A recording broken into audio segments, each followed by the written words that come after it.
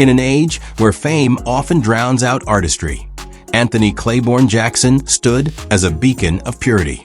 The man who transformed the electric bass from a background hum into a cathedral of sound was not a rock star in the conventional sense. He was its philosopher, its engineer, and its most devout servant. Born on June 23, 1952, in New York City, Jackson spent his 73 years chasing tone, structure, and perfection.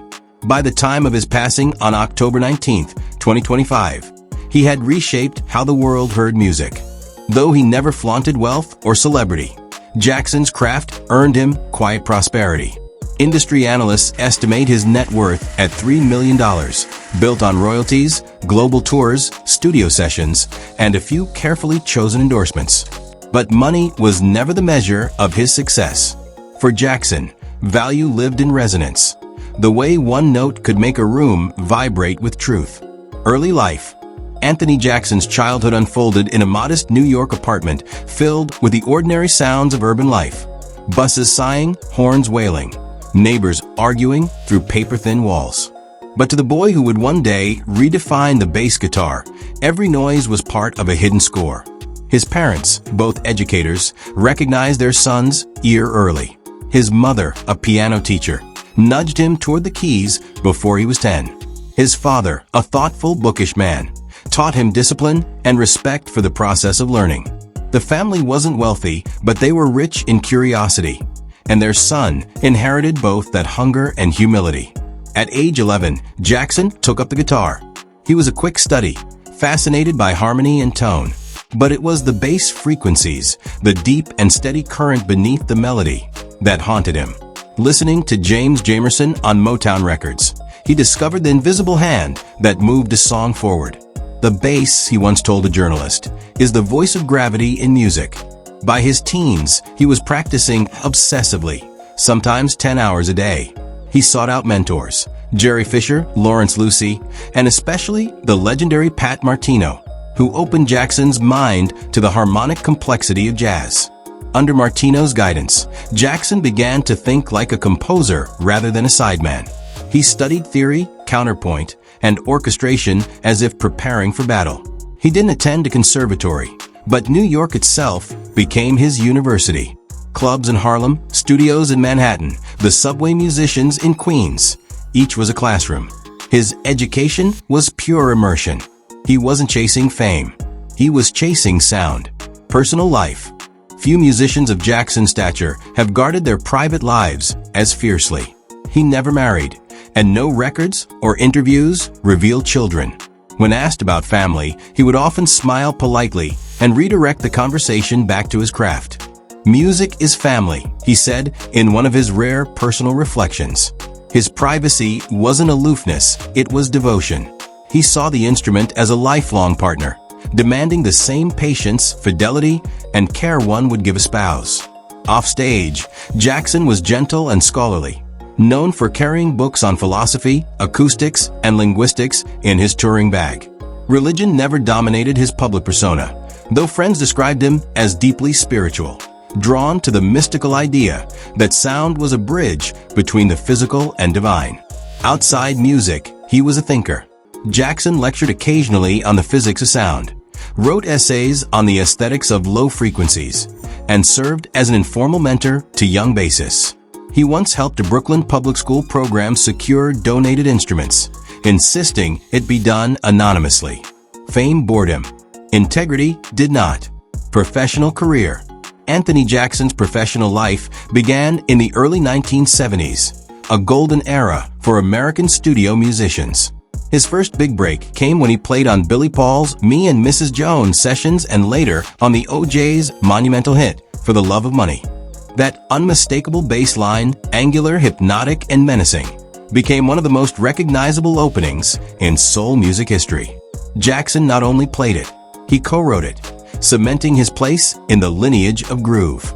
From there, he became one of the most sought-after session players in the world.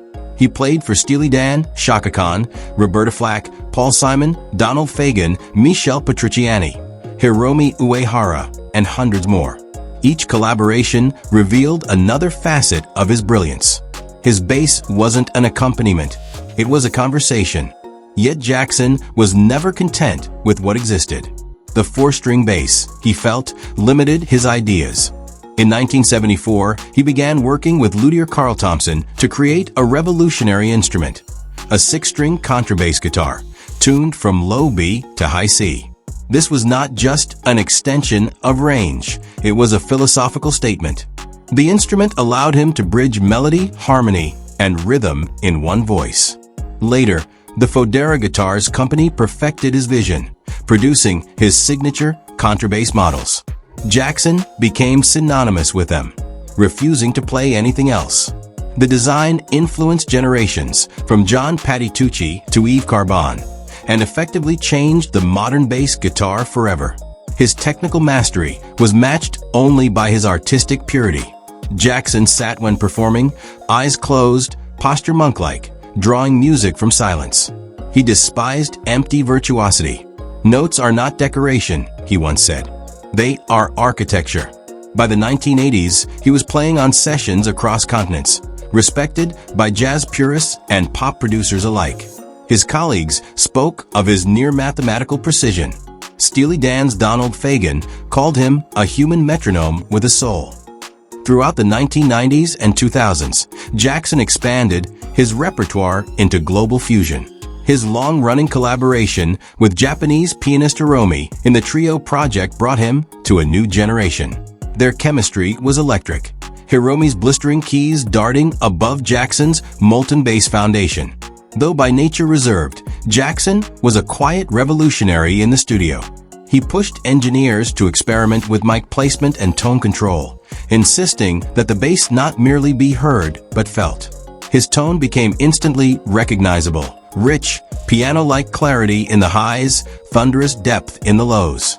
He received countless honors, though he often ignored them. In interviews, he would gently deflect praise. Music isn't competition, it's cooperation.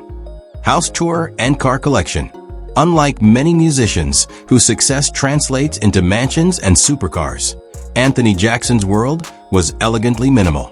He owned a small townhouse in Manhattan's Upper West Side, filled with instruments, books, and an enviable audio library rather than luxury decor. Visitors describe rooms lined with basses, recording gear, and shelves of vinyl records cataloged like museum artifacts. His home studio, nicknamed the Sanctuary by friends, was where most of his composing and tone research happened. Jackson was known to own a few prized possessions. A collection of Fodera Anthony Jackson Presentation 2 basses, each handcrafted and tuned to his precise specs. Vintage audio equipment, including an immaculate Ampex, tape deck, and Neumann microphones from the 1960s. A 1969 Mercedes 280 SL, the only car he reportedly kept for decades, chosen for its engineering rather than prestige. He wasn't a minimalist out of austerity, but out of philosophy. "Too many things make too much noise," he said in a 2001 interview. His house, like his playing, was tuned for silence and clarity. Though Anthony Jackson never attended a formal college, his education was deeper than most degrees could provide. He became a student of sound itself. He studied orchestration independently, read treatises on tuning systems, and could discuss Bach's counterpoint with the rigor of a conservatory professor. When asked if he regretted skipping college, he smiled. "I didn't skip it," he said. "I built my own." Throughout his life, he mentored countless young musicians informally, teaching them how to think, not just play. He was known to pull students aside after gigs and explain harmonic logic in precise, almost scientific language.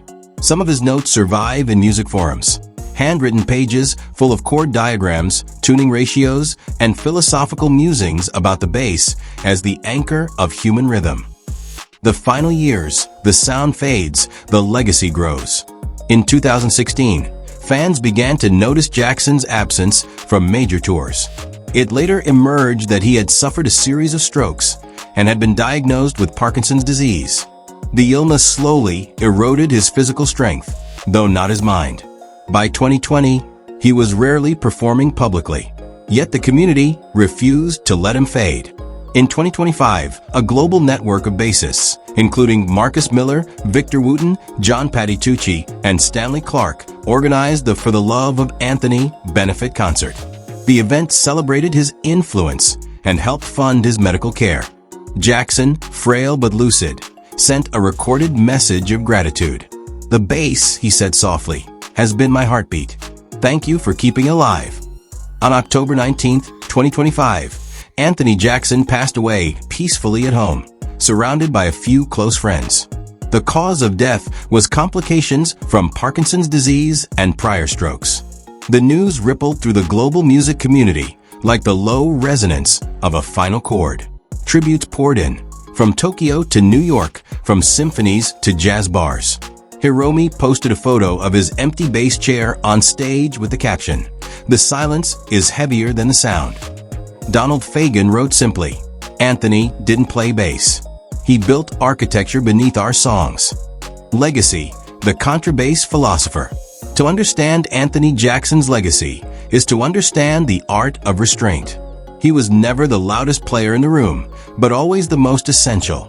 He proved that sophistication could exist in simplicity, and that the foundation of music was as sacred as its melody. He invented the 6-string contrabass guitar not for showmanship, but for necessity, for the need to articulate ideas traditional instruments could not express. In doing so, he gave every bassist after him a wider vocabulary. Today, bassists around the world, from jazz improvisers to metal virtuosos, owe a silent debt to Jackson.